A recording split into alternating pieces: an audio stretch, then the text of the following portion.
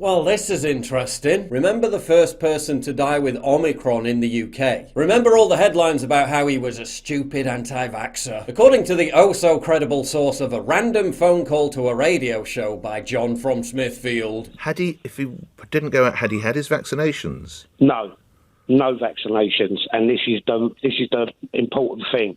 He weren't vaccinated at all. We heard how the dude was a stay-at-home elderly recluse, but also somehow in peak physical condition. He was healthy. He was a recluse, to be honest with you. He never went out. He had his shopping brought to him.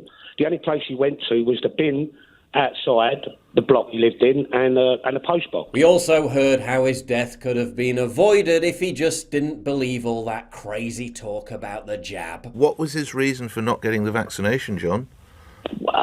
He thought it was a conspiracy. Kind of convenient that all this rhetoric was perfectly on brand with the message, wasn't it? Well, there's been a fascinating update to this story just this morning, which just might suggest that it's a load of complete bollocks. The Northampton Chronicle reports an interviewee on national radio station LBC said his stepfather died of Omicron at a Northampton hospital last week. Northampton General Hospital has responded to a claim in the national press that the first Omicron death in the United Kingdom happened at the site last week. This comes after LBC radio station had a man called John call in on Friday, December 17th, saying that his stepfather had died of the new variant at a hospital in Northampton. John told radio host Nick Ferrari that his stepfather in his 70s reportedly died with Omicron on Monday, December 13th after not being vaccinated. A spokesperson for NHS Northamptonshire said, "The NHS system in Northamptonshire has not recorded an Omicron-related death at this time." So the same hospital at which this conspiracy-crazed Omicron-infected anti-jabber